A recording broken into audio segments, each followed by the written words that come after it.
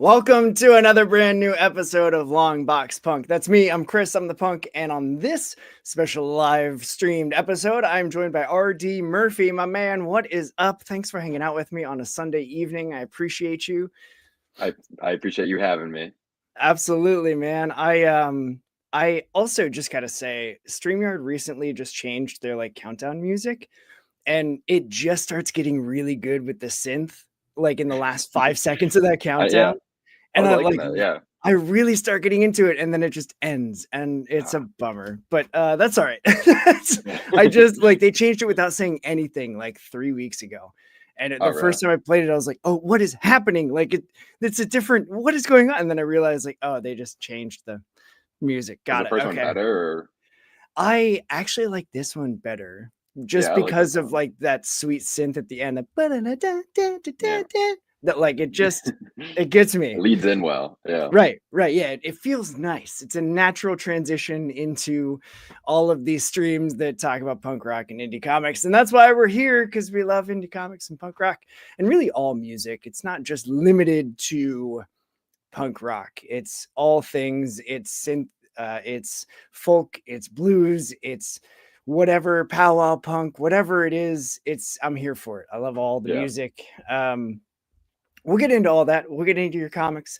We'll get into all sorts of fun conversation. But first, I want to know, like, what's a comic book podcast without an origin story? Like, how did you get bit by the radioactive spider and become a fan of comics and now creating comics? Like, where did all this come from for you?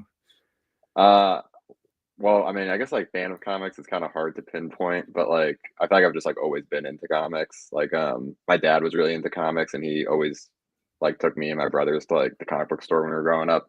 And also, That's like awesome. when I was growing up, that was when like all the Marvel movies were like I feel like starting, so that kind of got me like into comics also. Like when I was like a kid, that's when like Iron Man and like or well like yeah, like Daredevil and like Ghost Rider and X-Men and all that, Yeah. and then the MCU started. Um and then like making comics.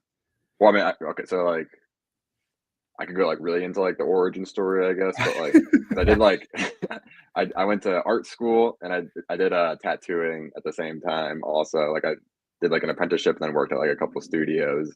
But I Okay. was always kind of like drawn to like comics. And then when I was finishing at art school, we had to do like a final project kind of thing.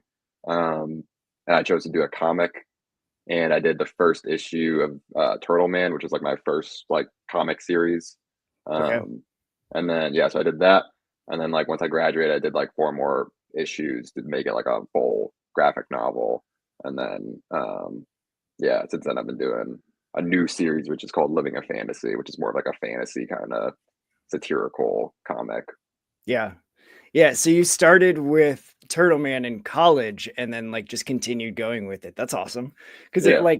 I did notice. So Turtle Man is black and white and then Living in Fantasy is full color. Was that an intentional change on your part? Or were you just like, I just want to do the next step in making comics and like, let's add color? And like, was that intentional for you? Yeah, pretty much. Well, yeah, because I did the first one. Well, yeah, Tournament I did in black and white just because it was easier. Like I also had to do it like for the project, so I had like a bit of a deadline, and I was like, Fuck it, I'm just gonna Mhm. do." Wait, can I swear on this? Yeah. Yeah. Yeah. I Okay, don't yeah. censor. I should have told you that before. Yeah. I don't censor anybody. So. Okay. Well, yeah, I'm just gonna do this black and white. It's gonna be easier. I can get it done. And then it was funny because I went to a convention, or yeah, Indie Comic Con, which is in New Haven, Connecticut. I Yeah. went That's there coming last up, year, and right? I'm actually I'm gonna be exhibiting in 2 weeks there. But That's awesome. when I went there, I brought Turtle Man and I was showing it to some people, and there's this one guy who was like, and he meant it like in a well intentioned way, but he was like, like this could be better like if you had color. And I was like, yeah, but like Mm, it's not really supposed to. Like I wasn't really doing it with the intention of doing color, but yeah. I think just to show that like I could do things with color, I kind of wanted to like lean into that with living a Got it. fantasy. Yeah, Yeah, so when I grew up reading comics similarly, like my dad used to take me to the comic shop. And I love how many people say, like, yeah, my dad used to take me to the comic shop. Like I love that a yeah, lot of people have that same thing. But like I never understood black and white because for me, like my brain just didn't, it was used to everything in color. And so Mm, stuff in black and white, I was like, I don't even know. Like, I can't tell really like the super detailed, heavy, like that was all during the 90s though. So like everything was yeah. all line work all the time. And you had the like Rob Layfield with the like 74 million cross hatchings on a dude that's supposed to be like 18. And like all of, all of those things and like Yeah. the Jim Lees. And so for me, I was just like, I just need to read color. And it wasn't until I got back into comics as an adult that I was like, you know what? There's something really rad about a black and white comic that executes well. And that Yeah. could be the True. shading, that could just be purely black and white. But like, I love the feel and the vibe of like, hey, I'm going to show up at this convention and I've got my book and it's black and white. And like, I just want to show it to people. Like, that to me feels very guerrilla style, like Mm. underground zine, the old zine culture of like, hey, here's my, like, yo, psst, ah, I got a comic. Like that's what it feels like. Like, I Yeah, it just need does. you to have a van that says Turtleman on the side, and you're like waiting in the parking lot for people like, yo, I got comics, come here. I I know. That's me. I want to be that guy. But yeah, no, I think it's funny too because when I was a kid, I was never into black and white comics. Like I remember 'cause I used to be into like Naruto and animes when I was like Yeah, a kid too, and I would read or like I would see the manga and like see that it was black and white, and it would kind of like deter me from reading it. yeah, But yeah, I feel like the same for me. Like as I got older, there was something about like kind of this the simplicity of it and like the I don't know, like what the abstraction of it, I guess, just being black and white. It's just yeah. very interesting and seeing like what artists are able to do with that. Because and I when I was doing Turtle Man too, like as I got like further into it, I started reading a lot of Love and Rockets, which I don't know if you're Okay. familiar with, Yep. but yeah, that Yep. one's like all black and white and just like what the Hernandez brothers are able to do with just black and white. It just I was like, I want to be like that. I want to be able to like do what they're doing. Yeah. I Yeah. think there's something to be said too. Like, so I can't, I'm learning how to draw currently, Oh very yeah. slowly, but like I have been writing for years and only in the last like 3 or 4 have I been writing for comics. And some friends of mine that I knew before I ever even started the show were like, yo, if you're going to write stuff, like start small, start with like a 4 or 6 page script and like see if you can nail that and then move up. And so I finally started doing that and starting small. And I realized like it's not because writing a 4 page script is easier because it's 4 pages versus 22 or 24 or 36 or 40, like whatever. It's because Mhm. it's harder to do a 4 page script because you only have 4 pages to tell a That's true. complete story. And so, Yeah. like, Gotta have yeah. you know what I mean? Like, it really forces you to distill. I have all of these ideas and details and things. And then it's like, well, what actually moves the narrative forward? Okay, so I can cut this entire 3 page thing, and this doesn't really matter. And now suddenly I'm getting closer to it. And it forces you to be intentional. And I feel like with art, I would imagine it's similar with like, I'm going to do a black and white comic. It's not because it's Mm. easier because you can just skip coloring.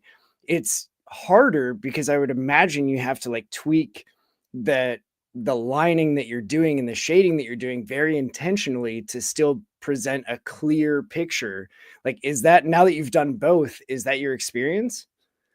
Yeah, I guess that is a good point because I feel like with black and white, you do have to be more, I don't know, like make sure it's more readable because like you don't have color to like emphasize certain things. Yeah. Um, like yeah, you're kind of like limiting your tools, which is good for like what you were saying, like you have to be more intentional. Yeah, but I feel like now that I'm like doing color with living a fantasy, I'm like really enjoying like how much I can experiment with it too. Because I feel like Mm, I did my I did my exercise, I guess, with just black and white with Turtle Man. Now I can kind of yeah. like see what else I can do. And I was actually having a conversation with someone else about this where I was saying like a part of me wonders if I should like stick to kind of like pick a certain coloring process with living a fantasy and just like stick to that because I don't want it to look too I don't know like too inconsistent as it goes Mm, on. yeah. But they were saying like not to worry about that, just like see what it evolves into, and I feel like that's a good point because there's so many comics that like I like manga too, like things that are Yeah. like really like long or on, yeah, have like long runs.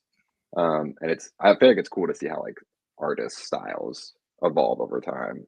Yeah. And I think it's Yeah. great And that you're like getting into drawing too. I feel like because I actually took like a big gap in between like when I was like I don't know, like middle school to like college where like I wasn't drawing at all. I kind of had to like mm, relearn yeah. everything, and yeah, I think it's great. I've always been the like sketching on the margins of pages kid. Like that's always been Mhm. me. And then it just like I know that there are huge gaps in my knowledge of scale of like drawing and drawing people and drawing animals and whatever.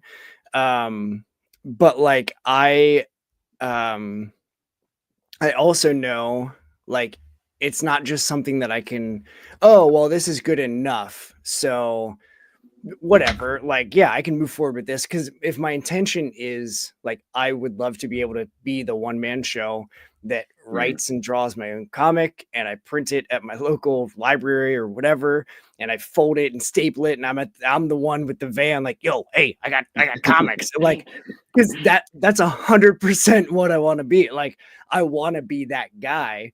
And so it's like, okay, well, I guess I need to start from the like from the base level of like, let's figure out how anatomy works. And I found, where is it at?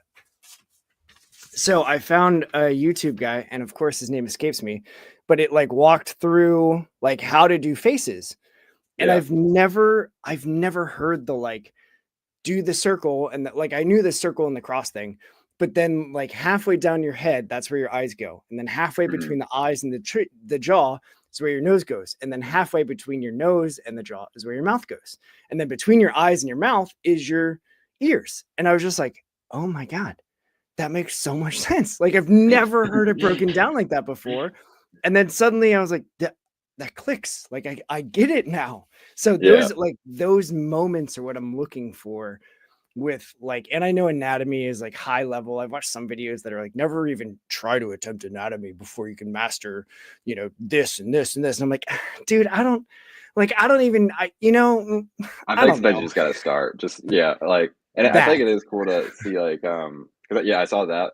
I saw you post that on Instagram, and I remember when you were because I was doing the Comics Wellspring like Inktober thing, and Yeah. I think you were doing that too, right? And like, Yeah.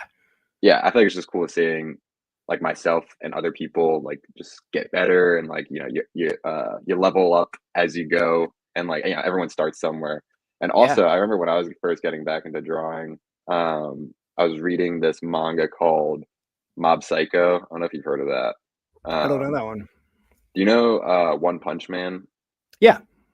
So the guy that he writes One Punch Man, and he drew it originally by himself, but he's not like a trained artist, I don't think. Because Okay. if you see like the original One Punch Man, it's like the anatomy's not great. Yeah. None of Yeah. it looks like professional at all. But like Yeah. his storytelling is like incredible, and his expressions are hilarious. And it's also like Mhm.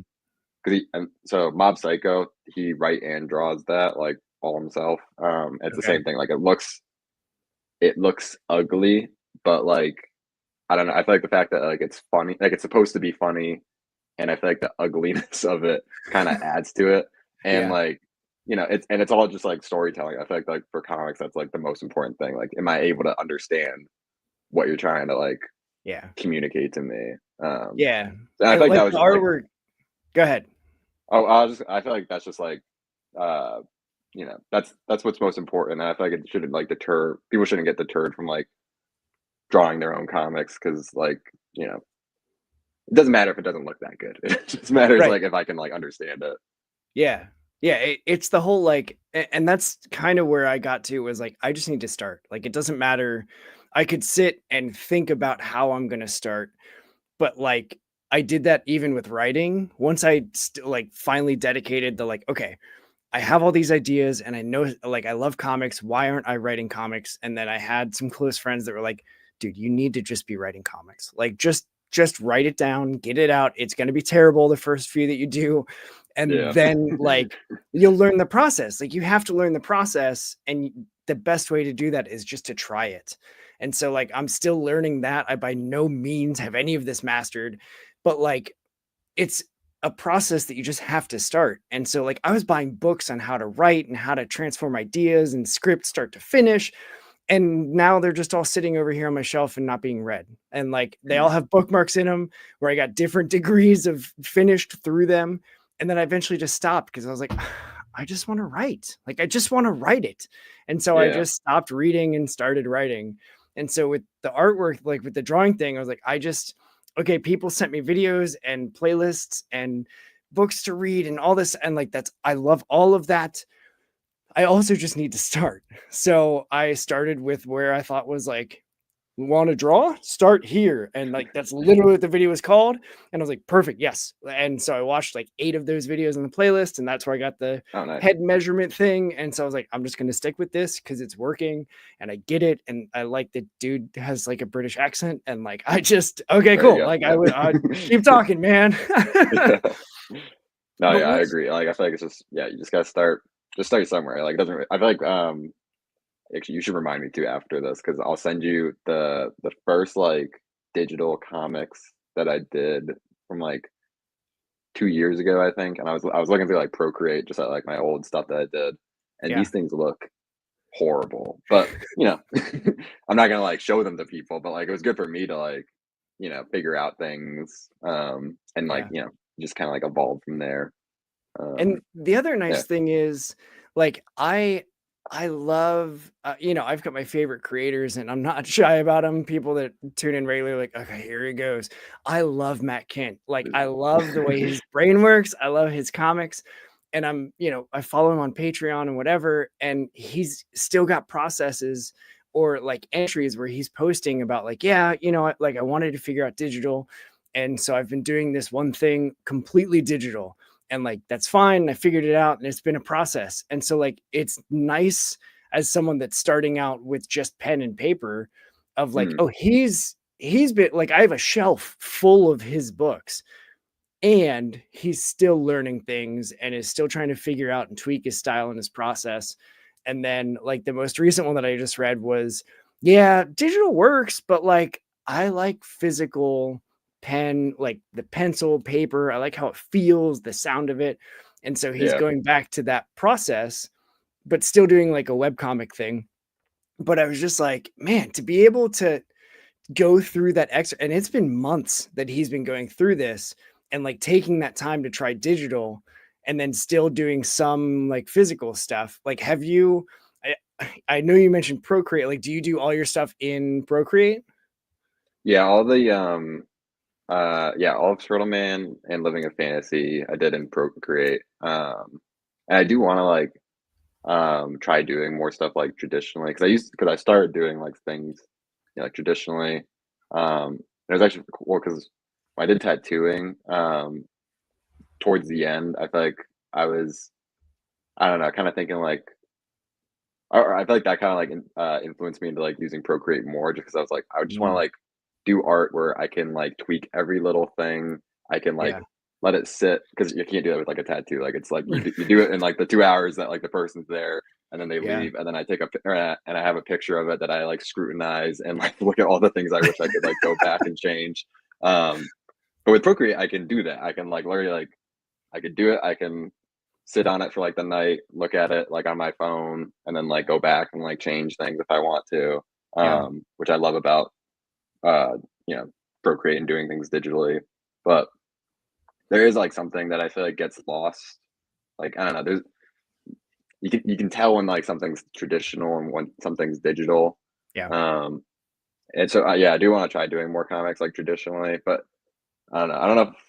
I don't know if I'll do Living a Fantasy traditional anytime soon, just because it is like convenient for me to be able to like Yeah. just sit on the couch and like and like be at work and like do some quick like um work on my comics, which you can't really do. I can't like bring my whole desk and my ink and stuff to those places, even though I Yeah. want to. Right. Yeah, Yeah. it there is something to be said about that convenience factor and Yeah. like part of the like just start doing it thing was I was going back and forth with like, well, do I attempt to try and figure out digital creation because of the convenience? Because like I'm on the go a lot, and sometimes I'll be out just like killing time between, after finishing one thing, waiting for the next thing to start, and I'm too far from home to like come back. So Mm, that'd be great to like pop into a coffee shop and just like sit there with an iPad or whatever and just yeah. draw away. Like I can't do that currently. But then I was like, well, yeah, but then I got to learn like a whole new app and a whole new mechanic system and all these It is, things. And like, yeah. I It is a want to lot. focus on the artwork first. And so, like, I have so many pens and pencils and paper just laying around. I didn't have erasers. So I just went to Walmart like yesterday and Oh, nice, I was nice. like, and You got the I good need to stuff get some too. erasers.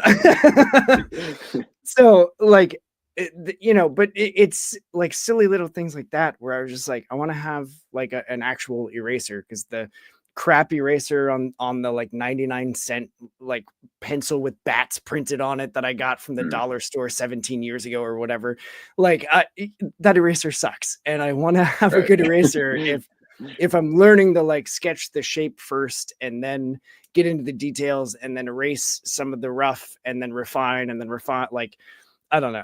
I overthink everything, and so I always want to I'm with have you. all of the tools first, and Yeah, that's not how I'm learning. Like it's kind of helping to break the OCD that I have too, because it's like I can't, speaking of like Procreate and zooming in and stuff, like I was doing some random doodles and stuff on like just a free drawing app thing.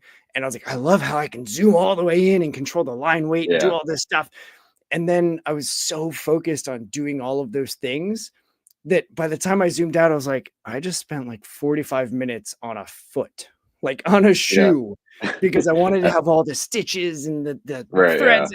And I was just like, this ain't it, man. No, This yeah. ain't it. I think it is probably best to, like, start with, like, traditional, because I know people, like, other artists say that, like, or I don't know, they criticize people who, like, will zoom in like Yeah. crazy and, like, do all the little details that don't matter, and also I think it's interesting because I remember I used to do that when I was, like, first starting with digital, like, I would zoom in and make, like, all the, all these little details that, like, no one's ever gonna be able to see, Yeah. but, when I was reading, like, Love and Rockets, I noticed just, like, simple things, because I mean, they do those traditionally, but, like, Yeah. the way they would draw the faces, like, if the faces, I mean, like, this is, like, it sounds like common sense, but, like, for someone, like, when you're just, like, figuring it out for the first time, it's not.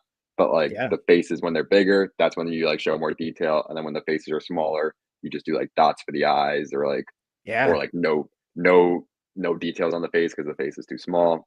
Yep. Again, simple things, but, like, I didn't think of that when I was, like, first doing it. So now when I'm drawing, like, digitally, I'll keep that in mind, and I'll try to draw the faces kinda like, you know, whatever's, like, appropriate for however it's gonna look when it's printed, like, what people Yeah. are gonna actually be able to see. It It's also it funny is when you're important. yeah, it is, yeah. Well, and when you're talking about, like, buying all the supplies too, because like, I've done that too, where, like, I'll get, like, I don't know, so many, like, different, like, paints or, like, inks and stuff, and I just, like, never end up using it. Yeah. I used to work at, like, an art supply store too, and I heard Oh, people would that's come in too, and, like, dangerous. I yeah. I heard people would come in too, and they would, like, say they're like, "I'm trying to get into painting, so I wanna get, like, all these, like, super expensive paints, and, like, I wanna get, like, the whole set of it." I was like, "You probably don't need that. You could probably just get, like, the cheapest one you've got Yeah. and, like, figure it out from there, and then, like, maybe, like, eventually get, like, these, like, expensive ones, although you probably don't need it because Right.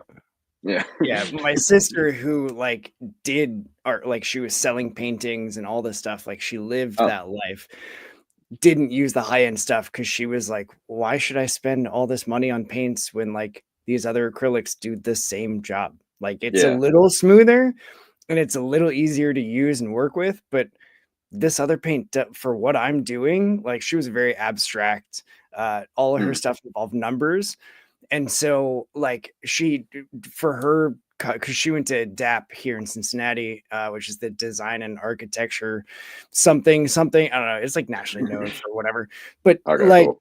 It's very one of those, like, I went to DAP, and there are Yeah, people that yeah. are like that have that hoity-toity, and I'm like, okay, yeah, cool. Yeah, it's a degree, is what I've you met those have. people. Yeah, Yeah. yeah, we all know those Chads. Um, but like she was saying, for her project, she had to come up with this whole device to use for her artwork, and she based it around numbers, and every number had like a personality trait. So instead of like, what's your horoscope, what's your sign, it was like, what's your number. And like Hmm. everybody, she did all this work for all these things, and then used that in all these different ways. And so she didn't have all of the like crazy color blending and stuff, because she could just mix in a little bit of black or a little bit of white and like get the three shades of the same color, and that's all she needed. And also, Yeah. like, while she was doing all that, I was sitting like doing all my theater stuff in high school, and my mom was always very much like, no, she's doing art, so you can't, because you're going to compete. And I was like, but I want to do art, mom, like I want to do that. Yeah. And so now I'm like, mom, I'm making art. Yeah. This is your fault, take, mom. take that, ma. Yeah, very much. Yeah, I'm. Wait, so you did theater?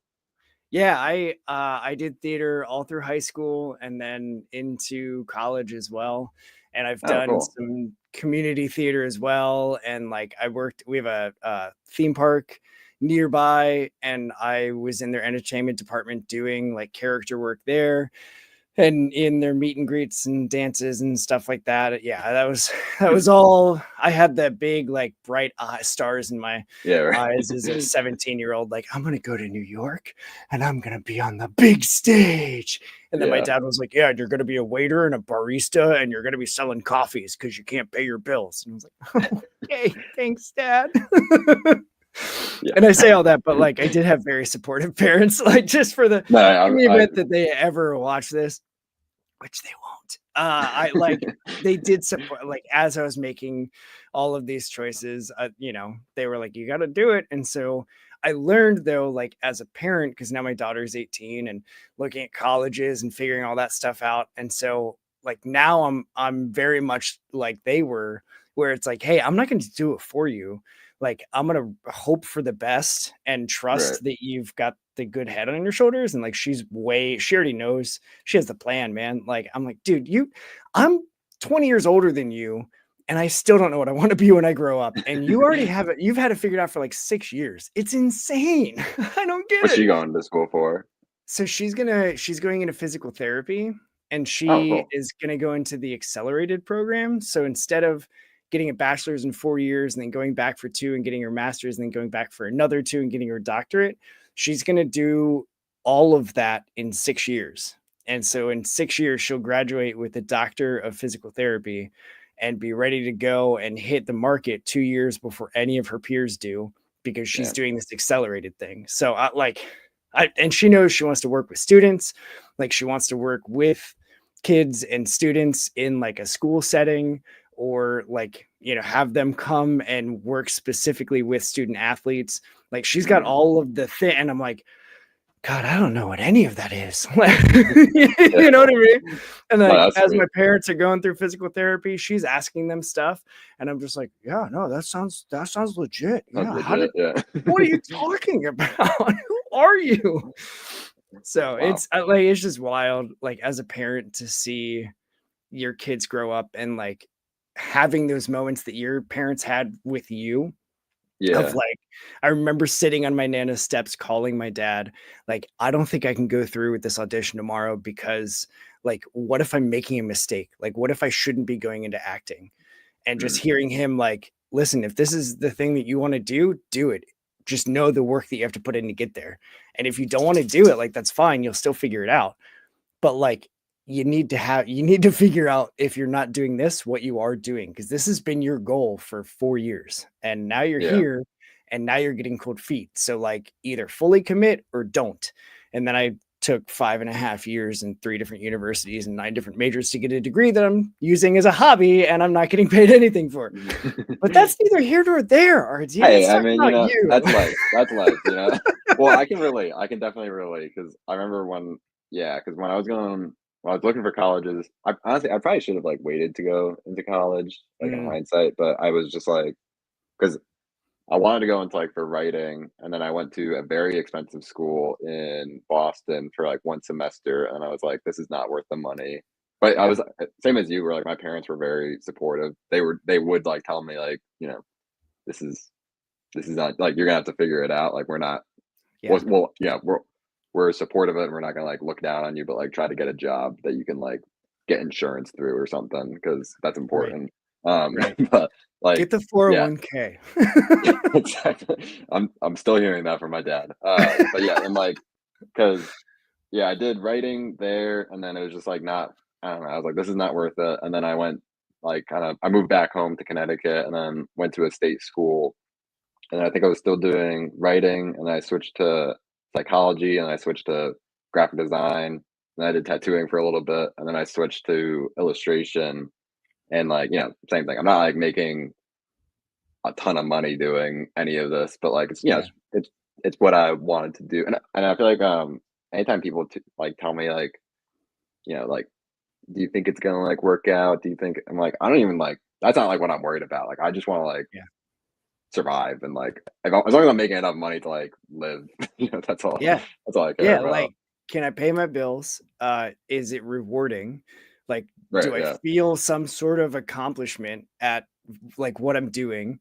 And like trying to explain this to my mom, she's just like, I don't, as long as you're happy, I don't even Yeah. care. Right. Yeah. It's fine. And then my dad's like, well, son, you could probably make some money if you did this and if you tried that and if you really committed. And I'm like, Dad, I'm not doing it for the money. Like, please understand, I'm not doing this for the money. Like, I'm Yeah. just doing it because I like doing it. I Yeah. have a Exactly. full-time job that makes my money so I can pay the bills so I can do this, not the other way around. So like it'd be Yeah. great if this is my full-time job, and shout out to anybody that wants to sponsor me or whatever. We can talk money, but like Do cuz you got to be it. shameless, you know? But Yeah.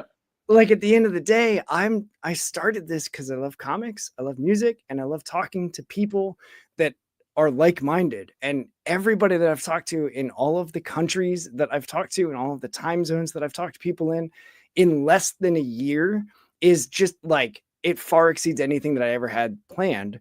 So like great. Okay, cool. Like Yeah. I'll just keep doing it because it's clearly found the audience. And so for anybody that has listened to anything else that I've ever done and you came back, like thank you. I appreciate it because I like this is the dream, man. And it's weird to say that because it's not what the dream I thought was when I was 18 was gonna be like, but here we Things are, like change. Yeah.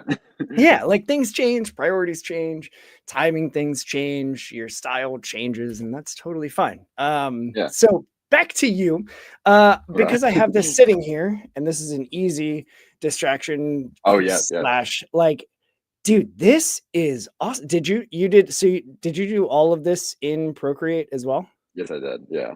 I Like, debated doing it, like, traditionally from the start, but I was like, "Nah, this is gonna have to be in Procreate just for the convenience." yeah, yeah, because I can't imagine like trying to add some of the characters that are like wedged in here, and like Yeah, X-23 is buried way back up here. And yeah, I've tried to go through several times and like name everybody that's on here, and I can't do it. And as a Marvel fan, I'm like, why can't I do this? But there's that, and now that I'm looking at it, I'm like, I can't even point to the so people that I can't name. yeah, some of But them I might have forgotten too, because like, yeah, I people were requesting, like, the most niche random character that probably appeared for, like, a split second in, like, yeah, half a panel in, like, some comic from the '70s, but I yeah, like that though. I like that it's, like, it's this, like, yeah. Like random character that has, like, a spot. the one person I'm like, I can't believe you have this guy on here, and now I gotta find him again. He's one of the Star Jammers. There he is, my boy Chad. Like you've got Chad on here of the Star Okay. Jammers, and like talk about niche. He's in a team only relevant to the X-Men because Corsair is Cyclops' dad. And like that's the only Yeah. reason the Starjammers are even relevant. And like you have them on here. And I was like, okay, cool. No, I love and like obviously I'm an X-Men person. Like Jim Lee's Mm, X-Men is always going to be my gold standard for X-Men comics, and like it just is. But I agree. like you've got Goop on here. or Dupe, which is one Yeah, that one like of those. I never understood that character. Like why he's such a I don't. Yeah, niche. Like I've what seen the him, but I don't know what he is. right? I'm like, I don't, that's too deep for me. Yeah. I don't know. Like give me the X-Men. Just give me the X-Men, some of the New Mutants. Gen X is my team, like the original Mm, Generation X, with Skin and Mondo and Chamber. Like I fucking love Chamber. I don't know what it is about that character. Probably that he just doesn't have a face and he just wraps it up okay. and is always wearing the leather, but like he exposes it and it's psionic energy that he releases, and it's crazy. I don't know. I don't get it. Interesting. But I he's don't know if I like know him, but from that the sounds cool. UK. Yeah, like I'll Oh, he send you is? some. I'll send you Okay, yeah. some Chamber stuff. Because he's just a cool freaking character. It's like a great design. And like as a kid of the 90s, we had all of the X teams. Like we had X-Men 2099, we had Generation X, X Factor, X Force, uh, Excalibur, regular X-Men, Uncanny X-Men, Incredible X, like Astonishing Yeah, it's X-Men. crazy. Like, there's so many X They were titles. really And milking that. yeah. Yeah, because like it was the top selling Yeah. X-Men number one was the top selling comic of all time. And that's because they had the four connecting covers. And so you had to buy four copies of it to get the connecting image. But like it's also a really good story. And it's like the X-Men, for my Yeah. money, have the best villains of any Marvel superhero team. Like I mean, even just maybe Magneto. right, like yeah, Yeah. anybody that's like, oh yeah, what about Spider-Man? I'm like Magneto. And Yeah, like who Magneto do you kinda trumps, like, a lot of a lot of yeah. people. And they've got the like wacko, like you have Mojo on here, and I love Mojo. Like my like obscure.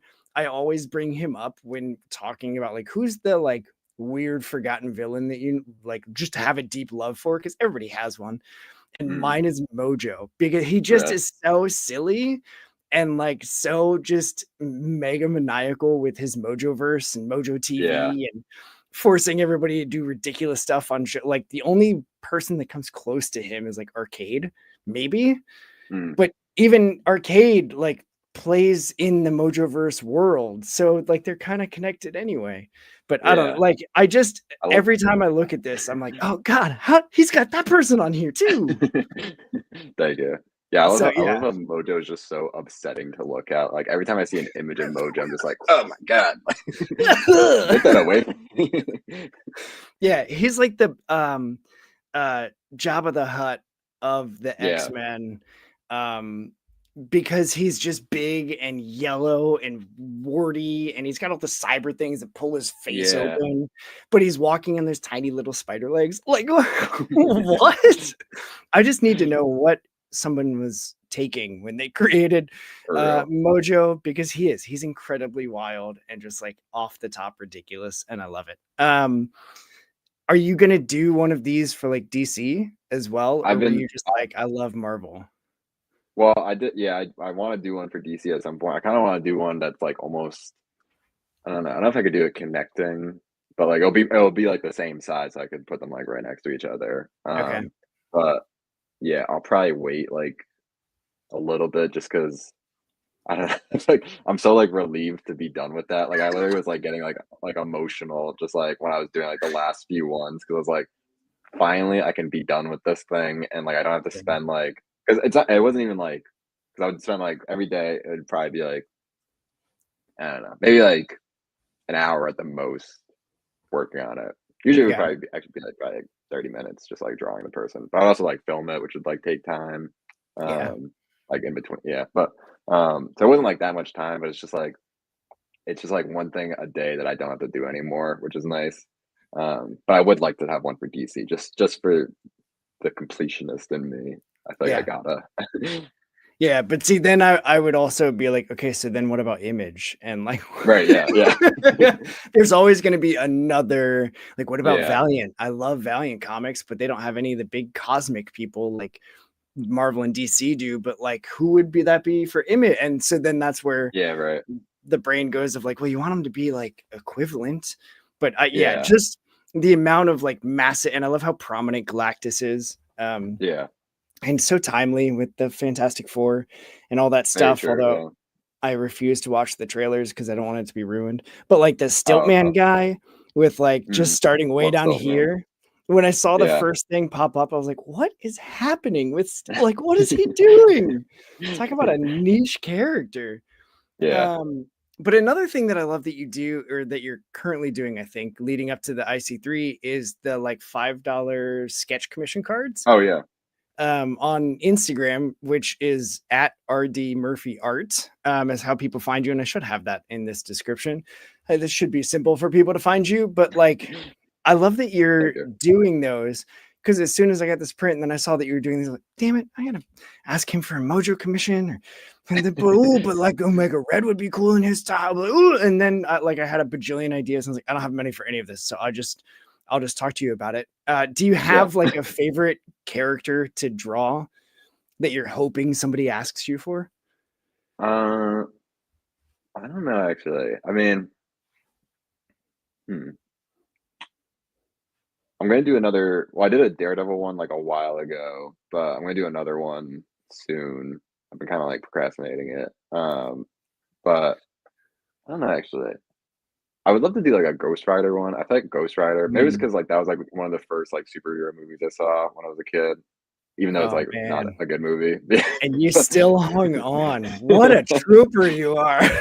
I I just love like how I don't know. It's such like a cheesy like cool guy design, but it is cool. Like I love his design. Just Yeah. like the flaming skull, the leather jacket, the three spikes on each side, and the fact Yeah. that he's like the only superhero that like, or I mean, like the main superhero that rides a motorcycle. I just think it's so cool. Yeah. So yeah, I drew him for there was a friend of mine was doing like this um like it was basically like for October, like he had like a bunch of artists do like something related to a skeleton each Mm, day, and I did Ghost Rider for the day that I was assigned. Um, and it, you know, he's got lighting too, which is very helpful. yeah. But yeah, probably Ghost Rider. If I had to choose, I if I mean, had to choose one.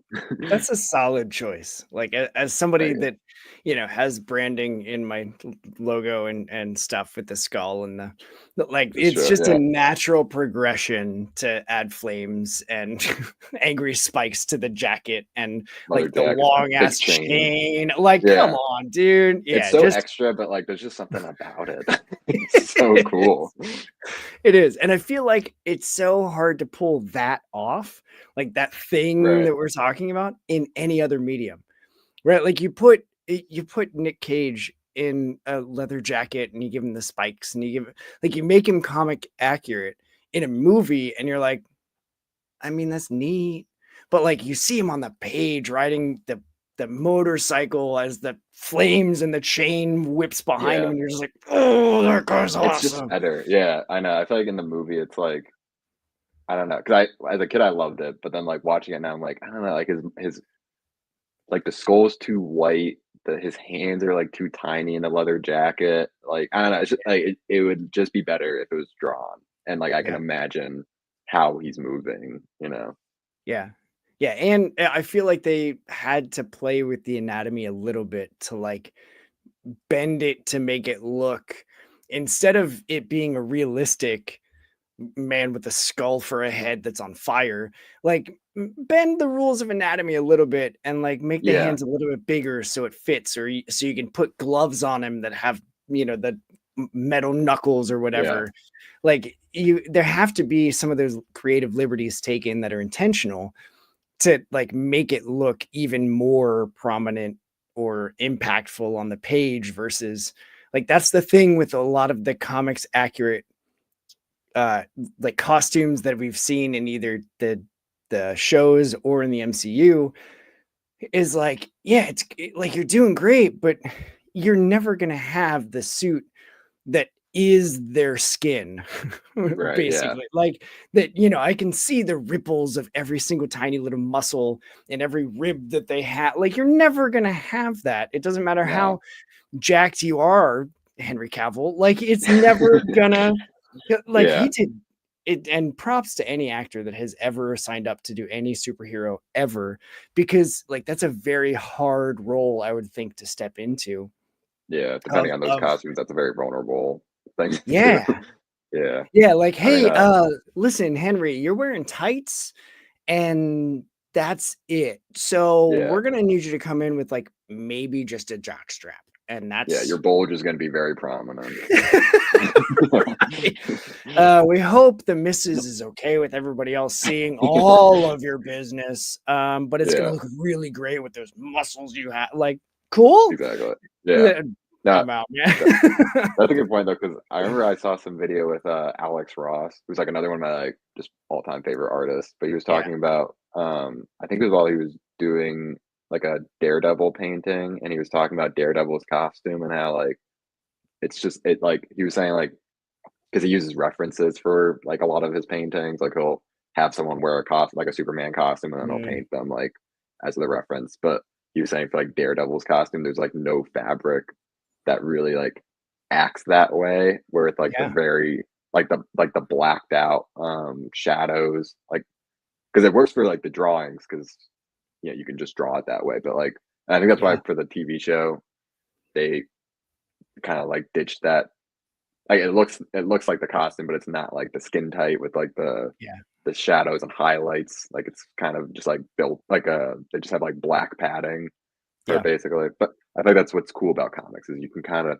you can have those creative liberties. You can make things look things that aren't real and like can't look real, but yeah, you can buy it because it's drawn. Yeah. Yeah, and Yeah. speaking of things that look real but aren't, let's talk about living a fantasy. What a Okay. transition! Very nice. Um, so, so for those that don't know, tell me about living a fantasy. Like, where did it come from? What's it been like creating it for you? I know you've got plans. I saw this in one of your Instagram posts, working on it for a long time. Mm, So like what does the whole story look like for you? Do you have an idea? Like tell me all the things about living in fantasy. I got you. So well that's another one actually that started in college because I had a like illustration and like comic making class that I did at CCSU with my professor Eben Kling, who's another he's a great artist. And he makes his own comics too. Oh, cool. But for one of his assignments it was like it was a prompt that was something like combine a person with an animal. And I did a comic which was a wizard doing like miscasting a spell, and his pet owl ends up like it's like the wizard's body with the owl's head, basically. Yeah. And I always liked that comic and just like the visual of like the owl or the wizard with the owl head. Um, so I just kind of like, and I also wanted to do. I was doing a lot of like gag comics for a while, kind of like what you were saying, like just starting with like small sort of like Yeah. just quick little comics with like a you know a beginning and then a punchline. And I figured like fantasy would probably be like a good theme for it, just because like there's so many fantasy characters that I could use, and like Yeah. I could just come up with like a quick joke for like each fantasy character. Um, so I used so I did the first one where it was basically the first like chapter, I guess, which was just like all of those gag comics together. And then since then I've been trying to like figure out ways to like connect them and kind of make like a expanded mythos for it. Mm, But basically it's like so the main character is like the owl wizard who's Otis. And I because originally I was thinking it would be the wizard just with like an owl head because I was like he's got to be able to like do spells and stuff like that. yeah. And like an owl wouldn't be able to know the spells. Yeah. Um, but and I'm also like a big animal lover and like animal rights activist, and like I'm vegetarian and all that good stuff. Mm, And I was kind of thinking like maybe it'd be better if it's the owl because that's more interesting, and I could do it where it's like a Master Splinter type thing where he was like watching his master doing the spells, and then he learned it, and then now he's like the one with like all the power. Um, so, and I thought that was like more interesting. So I've kind of been leaning. So I've been going with that. yeah. And then for the future, I mean, I don't want to give too much away, but basically, it's going to be like there's going to be a showdown between Pet versus former Master because now the wizard's got the owl body Yeah. and the owl's got the wizard's body. So there's like a conflict between that. Um, and yeah, I don't know. I mean, I kind of just want like uh just a comic that I can like work on for like a long time. Like I feel like there's so many creators like I mean the Hernandez brothers with like Love and Rockets, so many manga artists that I love who have been working on their stories for like decades. I don't know Yeah, if I'm gonna go that far, but like it's just I feel like it's just gonna be a comic that I'm gonna like slowly work on like for a while. that's um cool. yeah, and I have like sort of ideas for what I want to happen, certain like confrontations, certain characters that I want to like have pop up.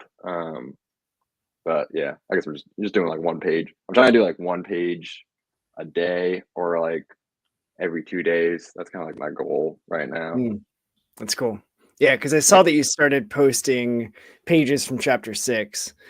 yeah, So I was going to ask, like, timing wise, what that looks like. Are you going to wait till you have another 5 issues before you do a second volume? yeah, I think I probably will just because I used to do because with Turtleman I did it like yeah as soon as I was finished with like an issue I would get it printed and there's this comic book store in Connecticut called Boom Tube Comics. It's a Mm, great comic book store and they would sell them for me, but I wasn't that's making cool. like that much money. I'd probably make like maybe like $10 like as a profit, Yeah. um, which is like that's not bad, but it's still not like sustain. I don't know. I feel like it just makes more sense for me to like wait until I have like a full book because I also like I don't know when I read comics I feel like I usually read them like in like a full book like as like a trade paperback or like a Yeah. graphic novel. Like I'll occasionally like when I was younger I used to always pick up like just single issues, but like recently I've kind of just been like just getting like trade paperbacks and like if something seems cool maybe I'll pick up like the first issue of it. Yeah. Man, I'm in that same boat. Like I'm looking over and I've got 12 distillery books that Oh yeah, I started those picking. are I really didn't good. dude, they're The so distillery stuff. like I've read or have and I'm waiting to read all but I think 2 of their titles just because I'm a sucker for that like oversized format. But then what that means is like I didn't know they were going to be collecting them into like hardcovers because Mm, now they've started releasing hardcovers of the books, and I'm like, well, I would have just waited for the trade on those, because now, like, I've got, I think 1, 2, 3, 4, 5, 6, 7 different series that like I'm waiting for the next issue so that I can sit down and be like, okay, cool. Now here's all of them because I'm like, I would much rather just read the whole story all at once because my right. memory is trash. And so like Yeah, same. if I'm trying to read like those on top of the indie comics that I'm getting on top of like regular magazines and stuff on top of like back issue things and then audiobooks that I'm constantly listening, like it's just too many and I have a novel that I'm reading too, like it's just dumb how much I'm reading it Yeah. all at one time. And so I need it to be collected, and like I have 12 long boxes, like I'm out of space. I have to like trade weight, but then it's so hard when I go into a comic shop because I'm like, oh man, I could just pick up like these 6 issues of because it's sequential. They're all here. That's the whole storyline. Like I could just get this arc, and then I read that arc, and I'm like, oh, that's a really cool character. And then I go back, and that's the slope that I always find myself falling into. And so now I'm like, okay, I will only look for certain runs of certain titles, and those are the floppies that I buy.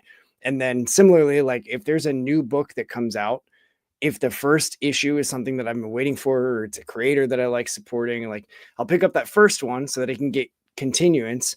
But Mhm. then if I really like it, like I'm the one that just waits for the trade, and then I'll pick up the trade. And like I did that with the Thundercats most recently, where I picked up the first 2, and then I was like, yep, cool. I'll just wait for all the trades. And so like I gotta go to my comic shop because they have volume 2 waiting for me. Nice. Sorry, Queen City. But like so, sorry, Jeff. I'll be there when I can. But like it's also I drive 45 minutes to get to my local comic shop. Oh, And really? like I don't have to. There's other ones nearby, but like I walk in there and I know the owner because I've been going there for consistently as an adult well over 15 years. And like, so I know the manager, I know the other guy that works there. I am getting to know, they have 2 locations. I'm getting to know the other owners now at this point. And but like I just like going into that shop. I love how it's laid out. I know all the things and where everything is. I go into some and I'm like, cool.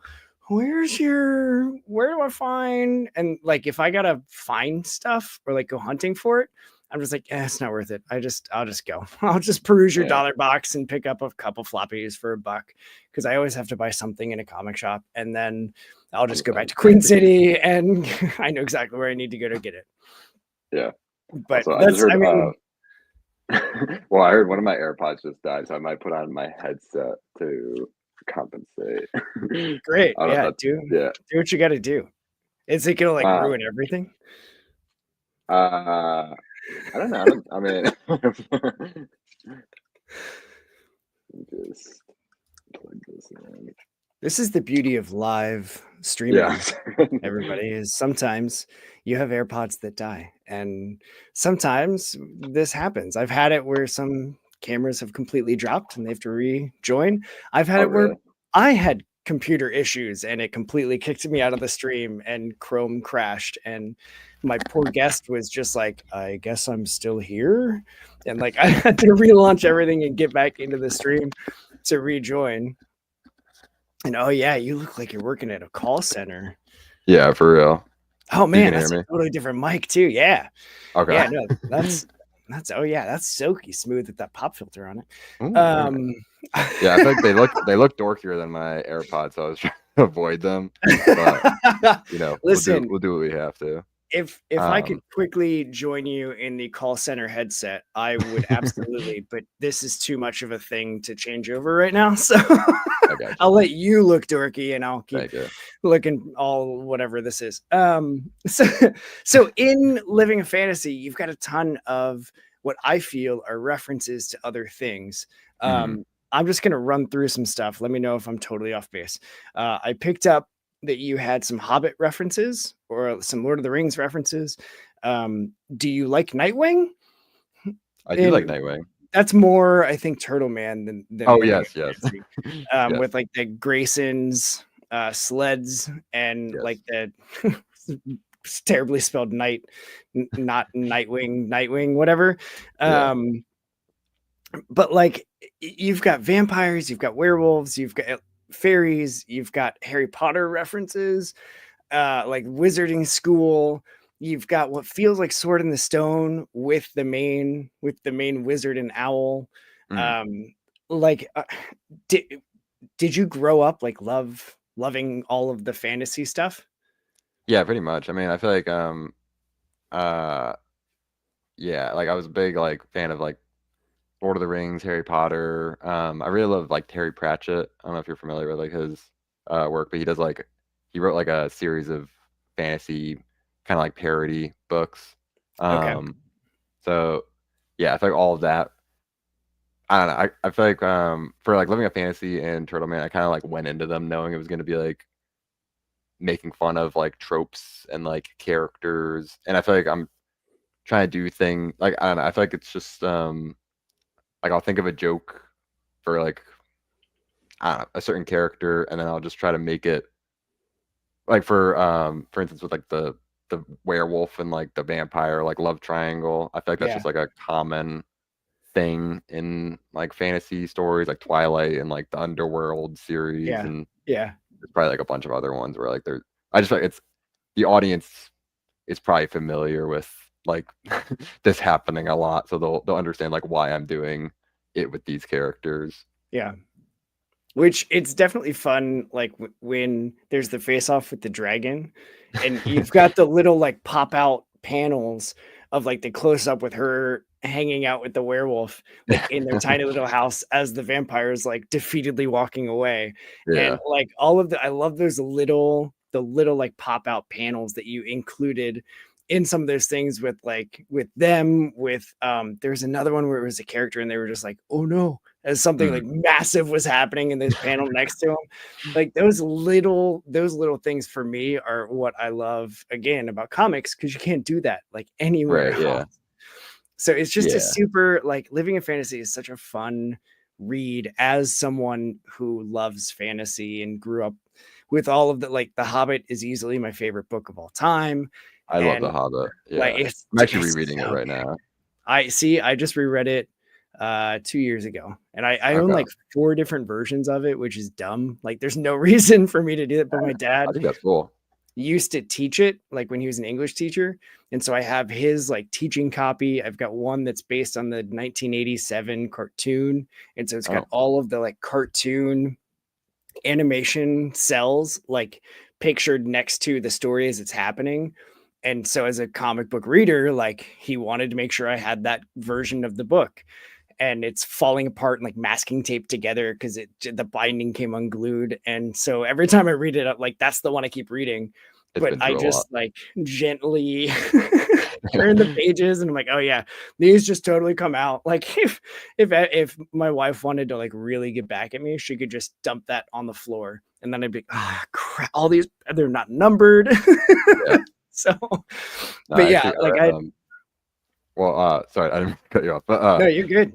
well, I read The Hobbit for the first time like a couple of years ago, and then I just went because I've been meaning to read like all of the Lord of the Rings for like so long. So I went from Yeah, like The Hobbit, and I just went. I was like, yeah, this is the time. I got to do it now. So I went like Hobbit to like Fellowship, Two Towers, Return of the King. Read it yeah. all like at once, and I feel like the I don't know like because I like stories where it is very like what's the word just like you can tell there's like lots of like planning for them and like it's a Mm, very like tight story.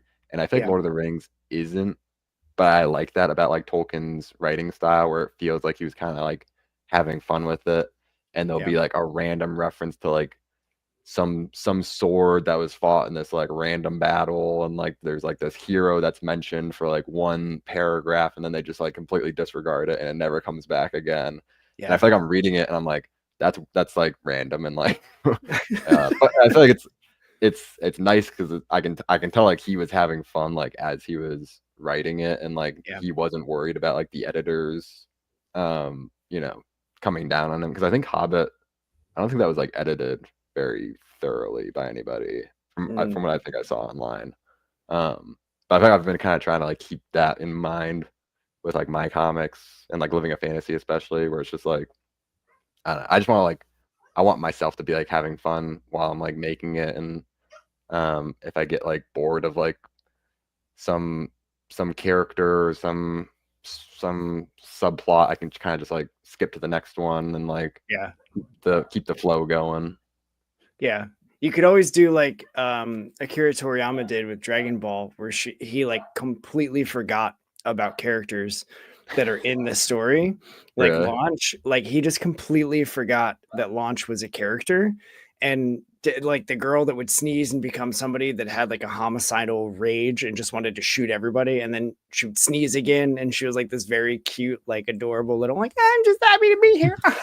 Like she was that, it was that split personality thing, but he literally would just like forget about her as he was writing. And so that's why she is like prominent in Dragon Ball, and then he forgets about her. And then she comes back in Dragon Ball Z, and then he forgets about her, and then they're off to the Namek saga. But then when they come back to Earth and like everybody is wrapping up with Dragon Ball Z, like she's back again. And it's like, dude, what is happening right now? Like Yeah. with the MCU, as much as I love it, it's also kind of like trained people of like, hey, everything is going to tie into something. And I feel like it hasn't always been that way, and it doesn't need to be that way, because Yeah. you're right. Like some things can just be like a throwaway story thing. And like with Tolkien, I mean, I know he wrote a lot of that stuff and then ended up going back and writing like the history of Middle Earth and the Silmarillion, and like expanded on a lot of that lore and history and stuff. But then you look at his body of work and you're looking at like 7,000 pages of story, and you're like, I don't need to read all 7,000 pages. Like Yeah. I can just read Lord of the Rings and enjoy it. And if I want to learn about that one sword and that one scene in the Right. Yeah. second book, like I can, because it's probably out there in a footnote or something, or an appendix that his son published. But like, you Yeah. don't have to. It doesn't Yeah. all have to tie together. Sometimes they can just be a fun thing of like, yeah, no, that was a really epic battle where, they slayed this two-headed crazy mermaid beast. And you're like, what?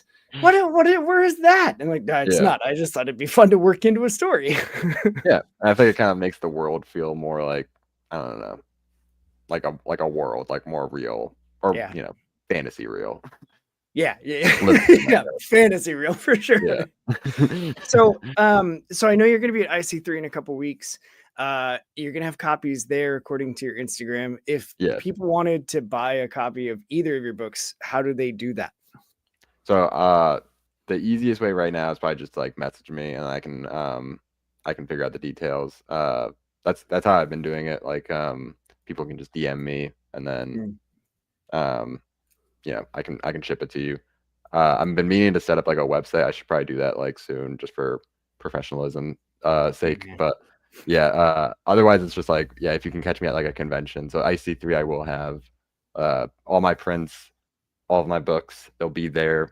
Are you going to IC3? I couldn't remember. No, Oh. I no. By the time I like knew it was happening and figured out how many people that I know are going to be there, we just went to Disney for our 10-year anniversary in Oh, January.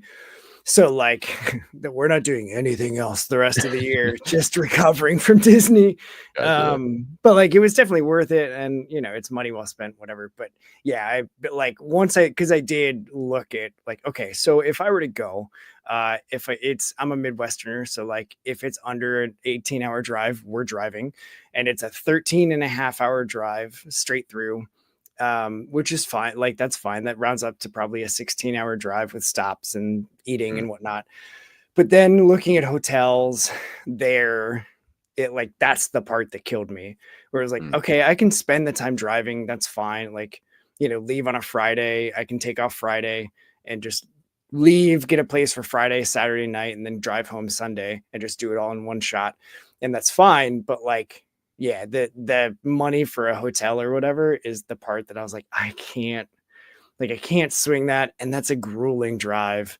Like that's yeah, right at the that's a cusp lot. of like maybe I should just fly. Maybe I should just because we drove to Orlando, which if we did it straight through, which we didn't because we avoid Atlanta because screw Atlanta traffic. If anybody is listening to this and you live in Atlanta, like, why? Why do you drive in that? It's awful. It's the Yeah, worst.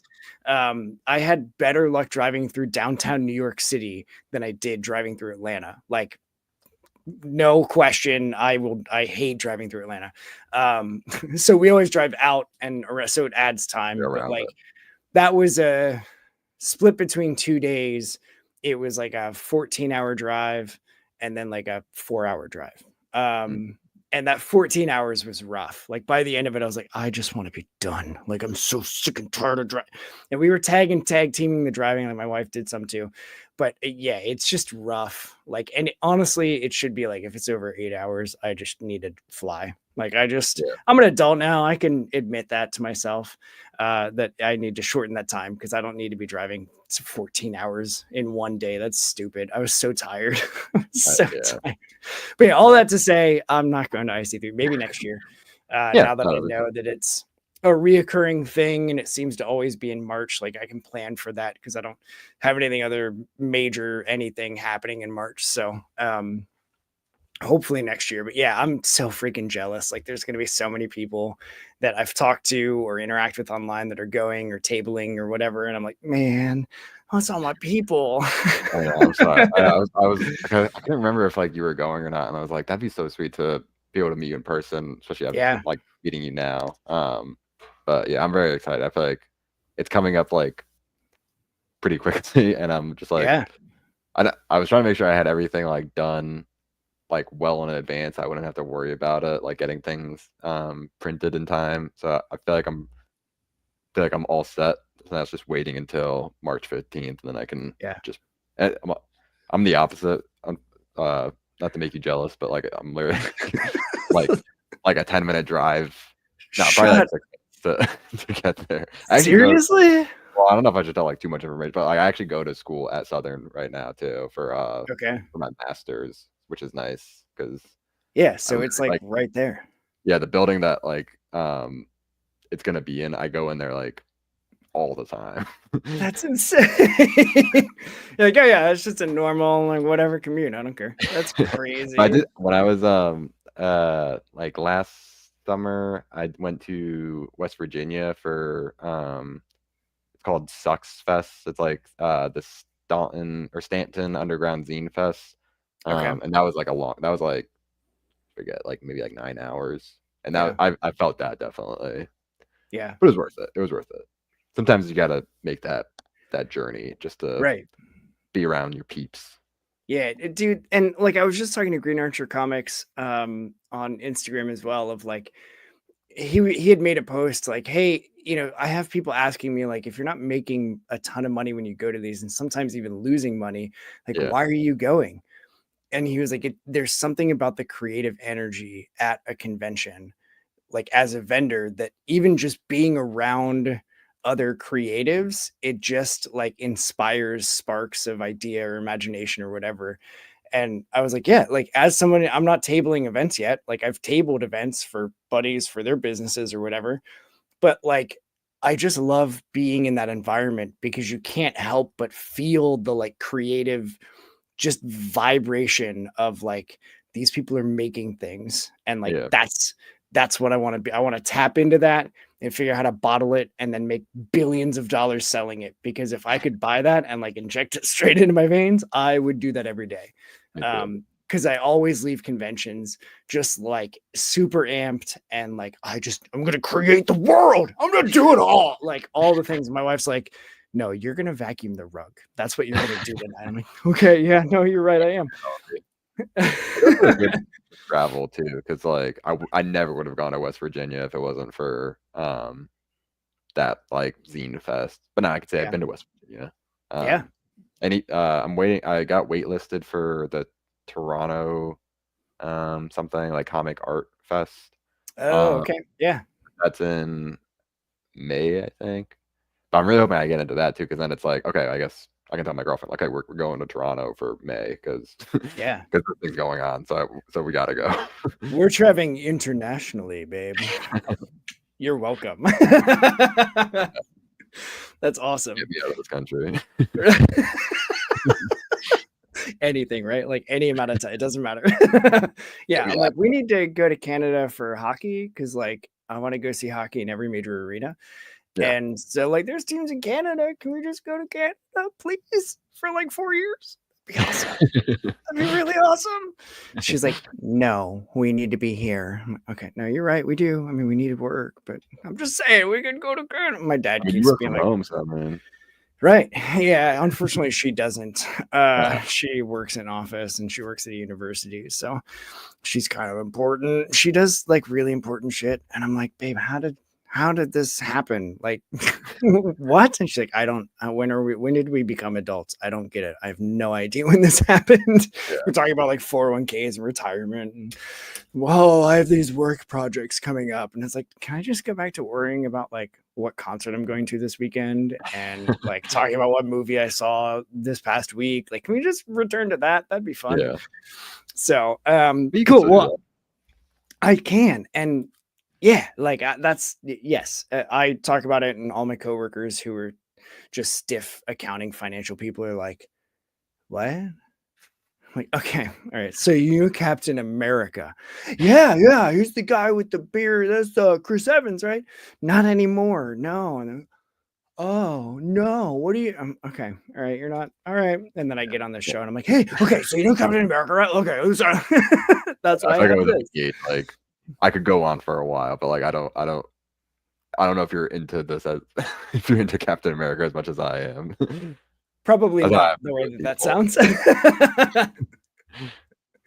But it is like it's a dangerous. I feel like I just talked about it with somebody on the show because I was like, we need to talk about Captain America because everybody's shitting on it. And it's not fair to the movie, and they're blaming it on like Anthony Mackie because he's a black Captain America. And I'm like, that's not why this movie isn't doing well in the box office. It's because they did Yeah. 74 reshoots and cut Yeah. entire scenes out and like rewrote the script 14 times and had so many different directors and they renamed the whole freaking movie. Like that's why the movie isn't doing crazy. It's not because Captain America is suddenly black and everybody wants Chris Evans. Like, that's my wife does. That's not why. That's a different want too. Like, you know what I Yeah, mean? right, yeah. But No, yeah, I think that's like most of those movies. It's like it's never even like the DC movies because they were yeah, like struggling for a long time. And I think now it's funny because now it's like Marvel that's kind of doing the same thing. I think it's always just like it's not the actors or like the or sometimes it's the writer and directors. But I think it's yeah, usually just like the studio kind of like they yeah, think they know what's right and then they get it completely wrong and they force reshoots and they change directors and it's just like, the yep, vision got lost yeah. And or then there you was end no up vision with to begin with. like a mess of just like you have 3 villains in Brave New World. Like, what? Why are you doing this? What are you doing? And Yeah. like, if you give me give me one story. That's what I always talk about with like Batman versus Superman. It was 3 different movies jammed into one movie that they were hoping made sense. And like Eternals did the same thing. And don't get me wrong, I actually like both movies, but like you're trying to do too much. Like with Yeah. the Eternals, they didn't start with the Avengers movie. They started with Iron Man and then they went to Thor and then they built to the team up. So to introduce an entire new race of the Eternals and everyone on the Eternals team is it their own person. And by the way, they're celestials. And like all of these things are all brand new.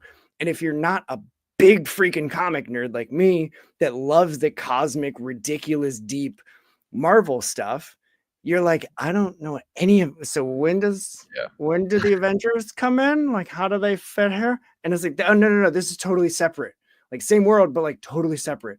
And that's why it didn't land because they were trying to do too much. And so, like, I was happy to see that they finally tied back in Celestial Island into Brave New World. I was like, oh, Oh good. yeah. And with the introduction of Adamantium, I'm just saying, like, you're just making it easier for certain X-Men to come in and do their thing. And it doesn't even have to be Wolverine. It can be like, give me Laura Kinney. Let her take the cowl. She did in the I was comics. that would be great. I would love that. You know, like, You already have like the fans. There's people that already like her as like that yeah. character. Just do it. And then you can, I don't know, bring in like bring in another Wolverine in like 10 years when like she's too old to do it. I don't know. Yeah, like there's so many spin-off Wolverine characters. Like we could have Dakin or however you say his name. Like we could have Laura Kinney in the newest Uncanny X-Men. Laura Kinney has a clone. I forget her name, but like she's another Wolverine that is future leaning. Like there's Okay. so many different iterations of Wolverine. Like it doesn't always have to be James Howlett / Logan. Like it can be any of these. Like create a whole new one. Who cares? Like give me a whole new Wolverine. I don't care. Get completely different because Hugh Jackman is Wolverine. Like you shouldn't. I hate the like. Oh, you should never recast. But like, please don't recast him. Just don't. Like don't and don't for the love. Don't do it, Daniel Radcliffe. Like he's not Wolverine. Please don't. Yeah. I feel You like know what I mean? I thought he was gonna be in Deadpool and Wolverine as like a quick like when they were doing all those like little cameos. Yeah. I thought Danny Radcliffe was gonna pop up just for like a second. Yeah. He could Yeah, have been the comics accurate because he's short. I do hope they like, especially after seeing like X-Men '97 and seeing like how they, you know, the correct way to kind of handle the Yeah. X-Men stories, like make like lean into like the soap opera aspect of it. I feel like Yeah. now that they know like people like that, they could do something like really cool in the future, Yeah. like whenever they bring it, because they got to do like some kind of MCU thing at some point, Yeah. but they're probably just Yeah. like I was trying to really push it out. waiting.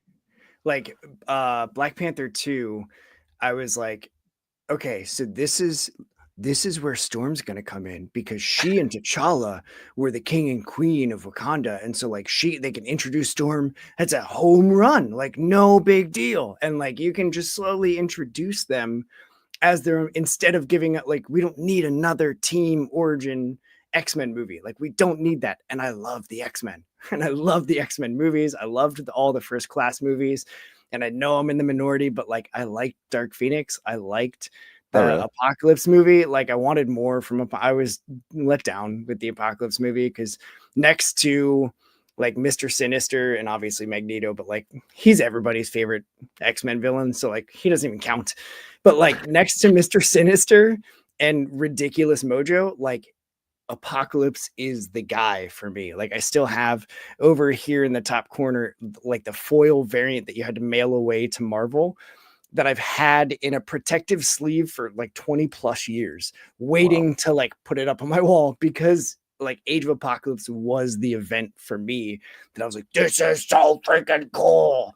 And I just found all the volumes. Now I have all 5 volumes of it.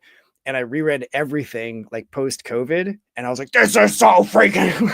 It's exactly the same response because I just love Apocalypse. So when they did that movie, I was like, "Yes!" And then I saw it, and I was like, "Okay, Yeah. they got some things right." Like I'm glad we finally saw Psylocke, and we finally saw Archangel with the metal. Like we finally got some things, but like Apocalypse as a whole was kind of a letdown. And I wanted him to be bigger and better and badder and all the things.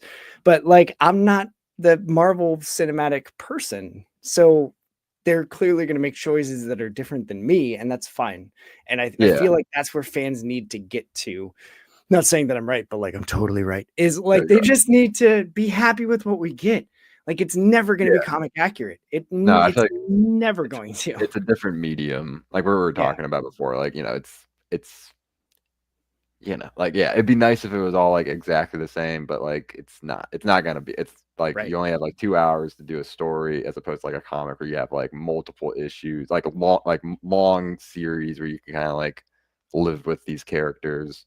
With the Yeah, movie, you just get 2 hours. You gotta like set it up, have a payoff at the end, and also like, yeah, the general audience doesn't know the backstories like of. right. I mean, I was because yeah, my girlfriend or my fiance, she's not really into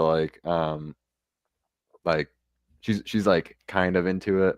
Or yeah, she likes all like the Marvel stuff now that like I've kind of been like forcing her to watch all of them, and she Yeah. gets like a general knowledge of it. But she's always like my gauge for like if Mm, like a normal person is gonna understand what's yeah. going on. Because if she loses track of like what's happening, I'm like, okay, this is not gonna work for like Yeah. the general public Yeah. because they don't know.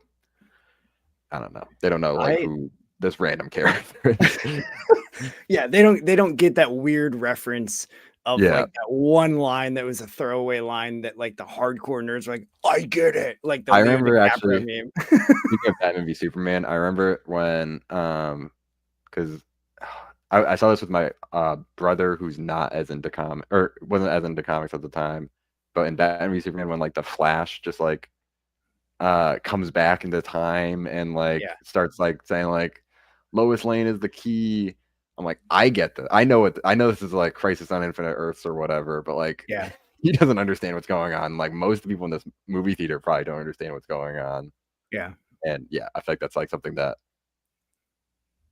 And uh comic fans l- need to be aware of, I yeah, guess. like the studio has to appeal to the majority of the audience, and that's moviegoers. That's not comic nerds. Like, yeah, Yeah. you're telling stories that originated in comic books, but you're not making movies specifically for the people that own 12 long boxes of comics. Like you're making them for their wives. Yeah. Yeah. Because It's an like adaptation. yeah, like I have that same litmus test with my wife where she has always liked the movies, but like I am slowly just inundating her with actual comics. Like, no, no, no, babe, you gotta read like this is really you're gonna like it. You're gonna like this. Like, read this book. And even though she doesn't want it for Christmas, I'm like, here's this graphic novel that I think you're really gonna like. And so now she has like a short box and whatever. I Yeah. backed some Kickstarters for her for like future me to give her as presents because I'm like, no, Oh, she's cool. gonna be into this stuff. Um, but like same thing, we'll be driving home because the theater that we go to is like 25 minutes away. And so on the drive home, I'm like, so what questions do you have? Because she like the first like 4 phases, she was like, I think I get it, but like, what was this? I'm like, cool, cool, cool. Yeah, no, I can handle that. And now it's getting to like, okay, what were they talking about with this? And I'm like, babe, I don't know. Like, they're outside of my understanding. This is going deeper and further than I own or have read. And like, I'm excited. I'm happy about like, I don't know, because then I don't have expectations that are going to be let down. That's Like true. when they Yeah. finally do X-Men, I'm gonna have a certain level of expectation of like, it's gotta hit these core X-Men things. Like there's got to be the relational soap opera stuff. There's got to be them being outcasts, figuring out how to defend a society that doesn't want them as part of it. There's got to be the tension between these mega powered people. And if they don't have those things and do them properly, it's going to feel like a miss. And I don't Yeah. want that, because like I really want a good X-Men movie. And I'm always hesitant when it's like, oh, we're going to do it, because it's been so long since we haven't had the X-Men in the MCU that now it's like, oh God, please don't force them in. Please don't force them in. Yeah. But no, yeah, I think the MCU, maybe not as much recently, but I feel like they have had like a pretty good like track record of like, it's not like the exact comic, or I don't like, it's, they get like the core tenets of it, kind of like even like the first Captain America movie, which I feel like is still like a great movie. I feel like Yeah. they got the like they got the idea of like what Captain America is supposed to be as a character, and then the rest kind of like fell into place. Yeah. And like most of the other characters, even like Spider-Man, which is like a really difficult character to reimagine. I feel like they did a pretty. I know people like don't like the Tom Holland version as much, but I feel Which like is crazy to me. yeah, I feel like they did So like. 'Cause I read Spider-Man's like one of my favorite characters, just like in fiction, and I read like Stan Lee, Steve Ditko's run up until like I'm still like kind of reading it, but like I just finished reading like through the Todd McFarlane run like recently. okay. Yeah. And there's like a shitload of like stuff that they'd have to like. You can't get everything. You can't like Yeah. get, but like just focus on like what you can tell in 2 hours. And I feel like they got like the general idea of Spider-Man pretty well. Yeah, and I almost want to be like, don't make an X-Men movie. Like, give me a live action X-Men show on Disney Plus so that you That can would be cool, take actually. time Yeah. to like develop like you gave Echo her own show, which is great. Partly because like, yay, you got a Native American character like on screen and did her proper. But then also like, it's a kind of an obscure character. Like, she's not a major player in Yeah. the canon of Marvel. Like, she's only become a recent thing in the last 20 years. So like, to give her thing, like, what are you gonna do with the X-Men who have been around since 63? Like, you're talking 62 years of material if you only talk about one run of X-Men. And as we said before, there's way more than that. So like, almost don't even give me the X-Men. Like, make an X Factor movie. I don't care. Make a Generation X movie like they tried with New Mutants. I enjoyed that because it was like, I like the New Mutants books and it's fun to see that on screen. And like, I don't care. You know what I mean? Like, I went and saw the Bloodshot movie from Valiant.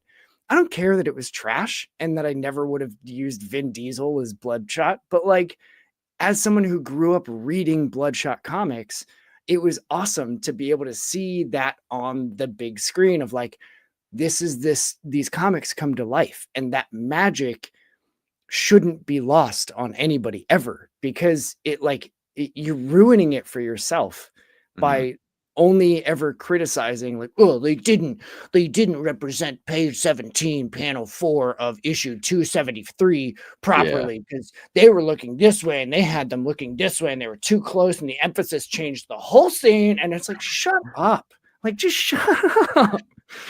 But I just, I like to focus on the positive I and do not too, the yeah. negative. Like, I have plenty of critiques on plenty of Marvel things. And also, I'm the first person in the conversation to be like, yeah, back up. Like, leave him alone. Trust in Kevin Feige, however he says it, I don't care. Trust in Kevin and let him tell these. He has a plan, so let him tell it. And just like, if it's not for you, it probably wasn't made for you. Yeah. And I think And that's okay. I feel like Marvel. I'm like excited for what like Marvel and DC are doing with their movies now too. I feel like they. I don't know. I feel like Marvel seemed like they were kind of like directionless for like a little bit, Yeah. and like I don't know. I'm still like 100%. I don't know. The Robert Downey Jr. as Doctor Doom thing is kind of strange to me, but I feel like at least they have like a goal now for like what's coming. Yeah. But yeah, that and then like I think James Gunn is gonna do awesome with the DC universe. Like I'm so excited to see Superman and like all the things that they're planning for that. I feel like it's gonna be great. Yeah. Um, yeah, I don't know. I'm optimistic. I'm always optimistic, I guess, but I feel like Right. they're they're they reshuffled some things and like there's probably going to be some better products now as a result. Yeah. And Yeah. like, okay, give me that energy. Like James Gunn is one that on his socials is like going to local comic shops wherever they're filming and like taking pictures or taking a video of like him walking into the comic shop. Like that to me gives me way more faith in what DC's doing, even though I'm a Marvel guy at heart. You know what I Mhm. mean? Like of the big two, because I will forever love Valiant Comics, even though they do weird things and make like just obscure decisions, and they constantly are doing things that I'm like, why are you doing that? But like I'm way more Marvel than I am DC. But knowing that James Gunn is a comics guy making DC movies, I'm like, no, cool. I trust it. Like, go ahead, James. Have a day, man. I like go Yeah. ahead. And you're doing obscure things like bringing in like Monster Squad or whatever, and like the Creature Commandos, and Yeah. like you're choosing all of these, not like you're actually giving us a Green Lantern movie. Like, come I know. on, man, go Thank for God. it. Yeah, finally. Yeah, like, and look at Guy Gardner. You're giving him the bowl cut? Like, I know, do we yeah. need to talk about this, James? That's the thing I really Go love ahead. about James Gunn too. I feel like he leans into like the weirdness and the wackiness of comics that Yeah. like I feel like a lot of I'm not like a big Zack Snyder fan. I I don't know. I just feel like in that era, I feel like they were worried about like showing the goofiness, Yeah. but like it's supposed to be. Dude, There's like the one shot in the Superman trailer where he's like on his knees and he's like holding I forget the name of the robot, but his like robot butler. That's like, mm, or I don't know if you saw the trailer for Superman, but I've seen a couple screenshots from it, but I haven't okay, actually watched it. just seeing that, I was like, that's great. That's like what I want. just Yeah. just give me weird, I goofy, mean, he's gonna you have know. crypto. Like, Yeah, he's even gonna have that, the like, super dog in like what? yeah. All right, go ahead. Have a day, man. Like, I'm gonna show up and see it. So Yeah, I love stuff like that. I think it's gonna be great, yeah, and I feel same. like audiences will probably like it too. Right. Right. Yeah, Yeah, he's bridging that gap between like everybody knows Superman, right? Like everybody knows Superman. yeah, So just make a good Superman movie. I don't care if it's based on comics, because guess what? I haven't read a ton of them anyway. Like I read The Death of Superman. I read that one and The Return because I love Superboy.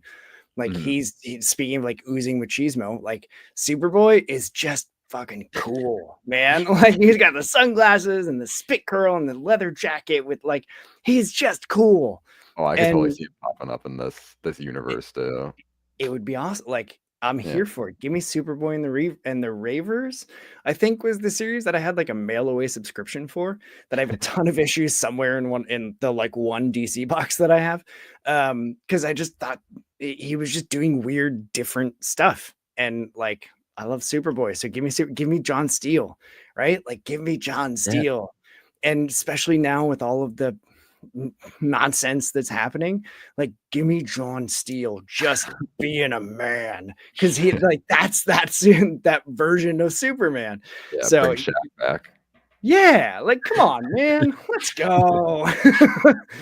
So dude, I have really enjoyed our chat. Me And the too. only reason that I'm like, I gotta cut it is because I gotta go eat and I can feel myself getting weird. But before Gotcha. we go, I got two things for you. So the first is I'm gonna take a screenshot to use as our YouTube thumbnail so that we can pose however we're gonna pose. All right, I got my thing. So here, we'll do this. I like including anything that I can. We'll go here Oh, cool. and we'll go here and make sure I have that. All right, 3, 2, 1. All right. The other thing is that's really just an excuse for me to act weird. The other thing that I want to do is I love doing the show because everybody has a different pathway that led them into comics, but we all have that same through line of loving comics. So, as an indie creator, if there's anything that you want anybody to hear from you, could be about living a fantasy. It could be about why Marvel's better than DC. Like the content doesn't matter to me. I just want to make sure that if you have anything that you want people to hear from you, that they hear it directly from you. So the floor is yours. Oh wow, this is really cool. Well, yeah, I mean, let me think. So, social media at RD Murphy Art. I'm posting Living a Fantasy, like all the pages on there for free. I try to make all my comics free too. Like I'm trying to set up a webtoon, just for people to check them out. Like, if you want to buy the physical copies, you can do that. But I just want people to. I just love that people are like willing to read my stuff. And then I guess as like an overall message, I always try to tell people this, like anyone that's like interested in the arts, because I remember when I was a kid, because my parents were very supportive, but I had other people who would like tell me that, not to go into the arts because you're not going to make any money and, waste of time, all that good stuff. I would just like to say to anybody who's maybe experiencing something like that, don't listen to the haters. They don't know what they're talking about. Listen to me. I know more than them. You can make a lot of money, actually. I know people who make like a crazy amount of money doing their artistic endeavors. And, like you said, it's more about like what you get out of it. That's what's most important, I feel. Yeah, that would be my message, I guess, to the world. Perfect. I 100% agree. In the spirit of DIY, if you want to make a thing, make the thing. And if you don't know how to do it, ask somebody how to do it. And like, there's so many creatives that I talk to that are constantly like, yeah, any way that I can help. If I can lend you a hand or read a script or, help you look at a page that you're drawing or whatever, like happy to do it if I've got capacity. So like, the indie comics community, and I think just the indie artist community in general, is very much like, let's help each other, because we all recognize that we need more art being made. We need more creative people that are making the thing that they want to see and that they feel is in them. Like, we need those stories. We need that art. Especially when you look outside and it is not a beautiful artistic thing outside. Right. It's all the more reason to have it in safe spaces that we can find them. So this show will continue to endeavor to be one of those safe spaces. Artie Murphy, my dude, thank you so much. Like, this was so much freaking fun. So hang out after I end this. I got some logistics for you. But for everybody else that is listening, if you enjoyed this, I'm trying to get better at promoting the thing and being more shameless than I already am. So feel free to share this on social media, subscribe, like, comment, do all the stupid YouTuber things that they say to do. But like, you can find me on Threads, Instagram, and Blue Sky at LongboxPunk, and join me there so that you can keep up with all things DIY, indie comics, and punk rock and beyond. And what's a good podcast without a good tagline? This is mine. Go do what's good for you, punks. Read some indie comics. We are out of here. Anyway.